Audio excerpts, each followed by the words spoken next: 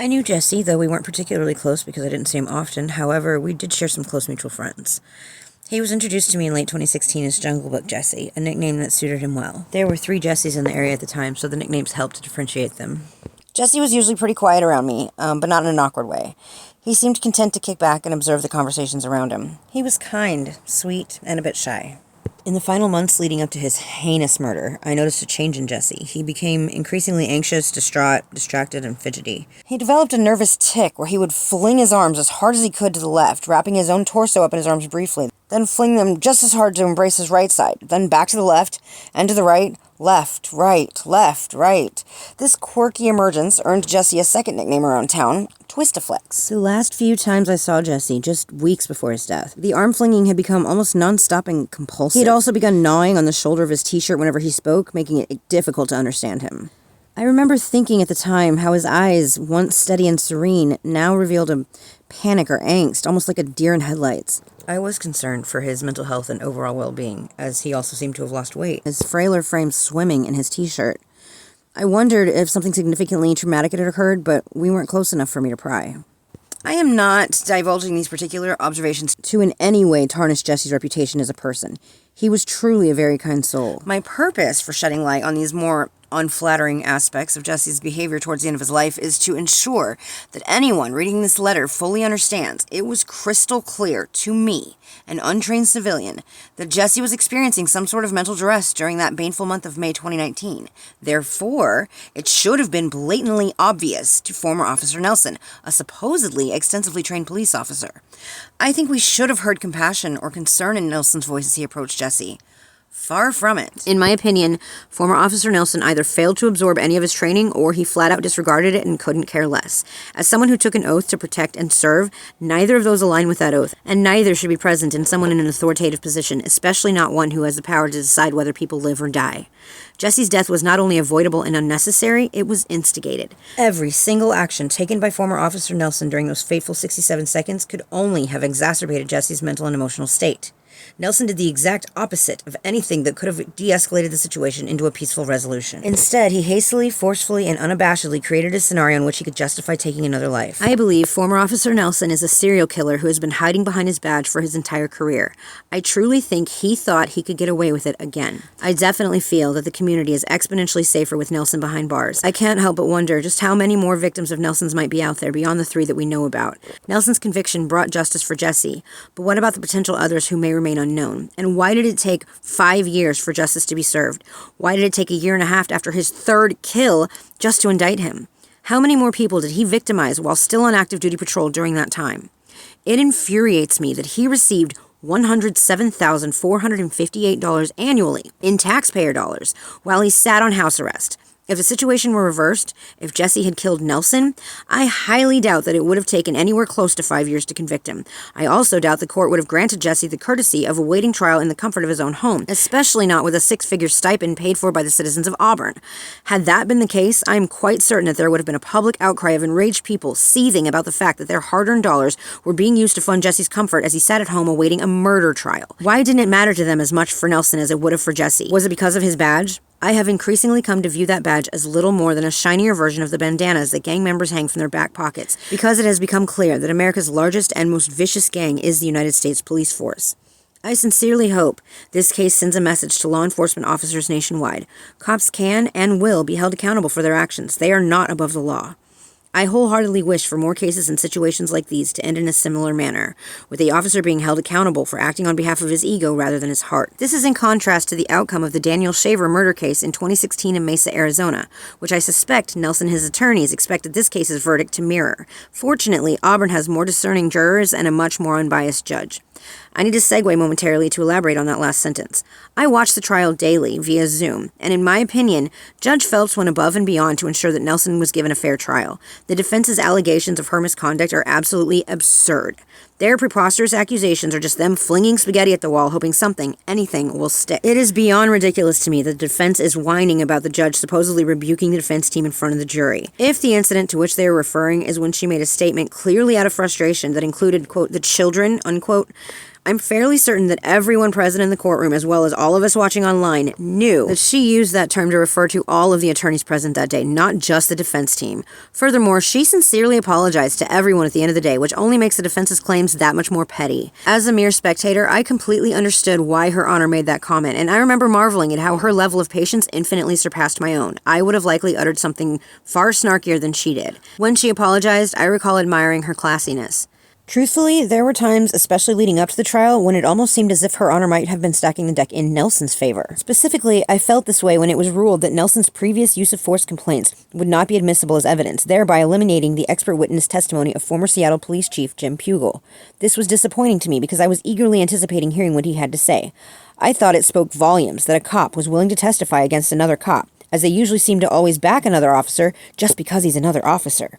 I commend the judge for maintaining a cool demeanor throughout what must have been an extremely stressful ordeal presiding over such a high-profile case. I must admit another concern that was on my mind at the start of the trial was that the prosecutors or judge might have at least some hesitation about reaching a guilty verdict. I worried they might be fearful of potential backlash against them and how that could possibly be detrimental to their careers down the line.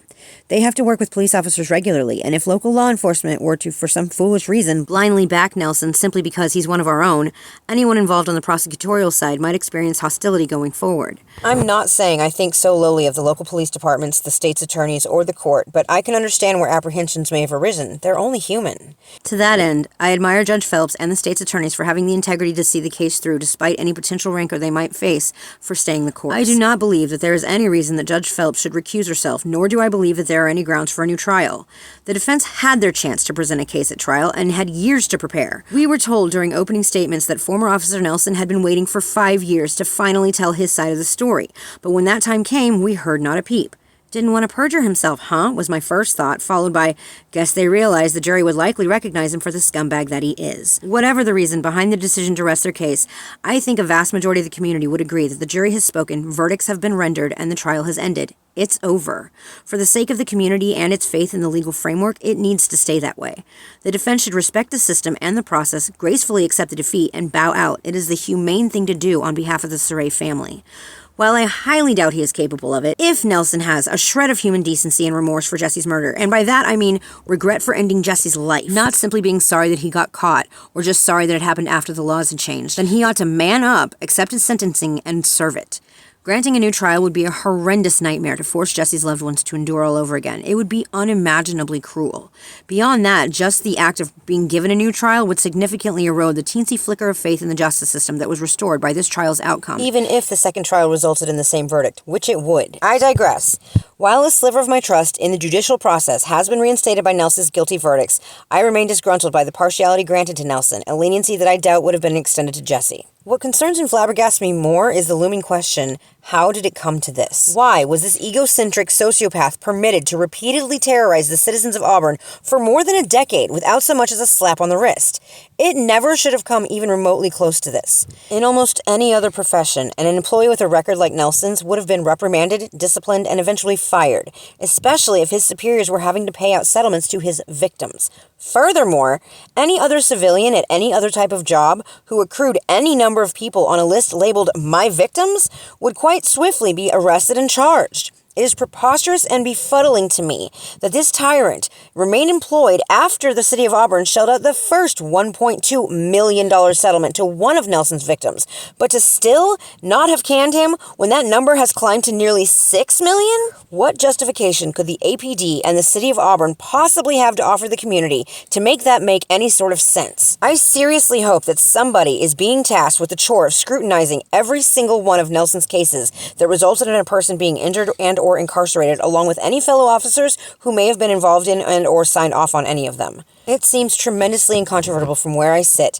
that the Auburn Police Department is in major need of a meticulous investigation and overhaul. Creatures like Nelson aren't a one-time fluke. I have no doubt that there are others within the department, likely several, spanning every level in every department, who are equally depraved if not worse. Nelson would not have made it to his third murder with a litany of excessive use of force complaints against him on file, with his job and benefits still intact unless he had colleagues and supervisors that were more than willing to look the other way. In fact, public data shows this harsh truth. Just look at Nelson's cop buddy, Christian Adams, who has been promoted to commander despite joining his demented friend Nelson in the highly unprofessional criminal harassment and tormenting of a local citizen, John Winterhawk, and his friends, after the two officers can be heard in a recording agreeing to, quote, fuck these guys up. Adams might be an ideal place to start digging around in Auburn PD. I also think that it is crucial for an outside entity to thoroughly investigate the city leaders under whom a police department riddled with such depths of corruption was continuously allowed to operate for such an extended period of time. Requiring accountability by enforcing proper consequences of whatever city leaders may be found to be culpable is necessary in order to rebuild trust of the city's competence, capabilities, and integrity in a community that's as in shambles as Auburn currently is. I'm not saying that I think all cops are terrible people. In fact, I have met quite a few who are admirable men and women. Unfortunately, this abhorrent, reprehensible tendency of allowing power-tripping police officers to run amok with little to no discipline or accountability is not isolated to the Auburn PD or even to Washington State. This general acceptance of law enforcement officers terrorizing with impunity the very citizens they swore to protect runs rampant in police departments nationwide. In the year 2019, there were only 26 days total where a person did not die at the hands of a police in the United States. The police were responsible for 1,108 deaths in the U.S. and D.C. in 2019. 41 of those occurred in Washington State over 37 different days. Since 2013, at least 13,395 people have been killed by law enforcement in the United States as of July 23, 2024. In 2023, there were 18,450 homicides and 1,352 police killings. This means that U.S. law enforcement are responsible for at least 7% of all homicides in the United States. U.S. law enforcement killings per year have ranged from 1,043 in 2014 to 1,352 in 2023. From 2013 to 2023, U.S. law enforcement killed an average of 1,147 people per year. These statistics are alarming, especially when you think about all the years before body cams and security cameras were everywhere. Something drastic needs to happen. We need a lot of changes within our system to begin that slow and lengthy process. Charging and convicting Nelson was a decent starting point, I suppose, but it shouldn't have taken him murdering Jesse to finally be charged. Since he can't take that back, getting full justice for Jesse is the only proper resolution, from indictment to guilty verdict to where we are now, sentencing. This is the case to which future police officers on trial for murder will look for precedent. It is imperative that when other officers look to this case, they are faced with the reality and severity of their choice of actions and the harshness of the potential ramifications. It is my opinion that Nelson should not be granted any sort of amnesty when it comes to his sentencing. First of all, because if he gets out in just a few years, that may not be a harsh enough punishment to deter other bad seeds in uniform. It would convey to them that they are above the law. It would be further rewarding reprehensible, vile behaviors, as if continuing to pay him upwards of $376,000 while on paid administrative leave isn't reward enough. Secondly, granting Nelson any disciplinary benefaction would be a hard slap in the face to not only those who knew and cared for Jesse, but also to the citizens of Auburn as a whole, and especially for any of the countless living victims of his tyrannical tenure with APD. I don't believe he deserves to be shown mercy, because it doesn't seem like he ever showed mercy to any of his pawns. One particularly egregious example that is difficult to take in. Nelson was caught on video high-fiving other officers after unleashing his canine onto a subdued 15-year-old child, laughing and exclaiming, "Woohoo!" as the boy screamed and cried out in pain, while the canine tore into his flesh for 15 agonizing seconds. After pulling the dog off of the child, Nelson further antagonized the kid by telling him, "Time to be a big boy and learn to fucking walk." Who are those other officers that Nelson was high-fiving and cheering with? Let's add them to the top of the list of Auburn police officers to investigate. These are not the actions of a stellar public servant, quote, just doing his job. They are not the actions of a respectable, kind-hearted human being. They are undoubtedly not the actions of a proper man. Celebrating, to any degree, the intentional desecration of a minor child, especially one who has already become compliant, is the telltale conduct of a cold-hearted, soulless, sociopathic man-child, void of all that is good. It is my opinion that Nelson lacks compassion, empathy, sympathy, remorse, altruism, gratitude, or even basic decency, integrity, or humanity. This catastrophic combination of character defects is not something I believe Nelson can or will ever even attempt to redeem during his time in prison. This is my belief because of the first thing I noticed in the very first photo I ever saw of Nelson, the hollow, glaring deadness in his eyes. It was rather unsettling, especially when I realized it was that way with every single photograph. I beseech the court to render the maximum possible sentence allowed for each individual charge, and then I implore you to run them consecutively versus concurrently. This monster should remain locked up for the rest of his lucid life. It would be a grave danger to the public if he were ever to be released.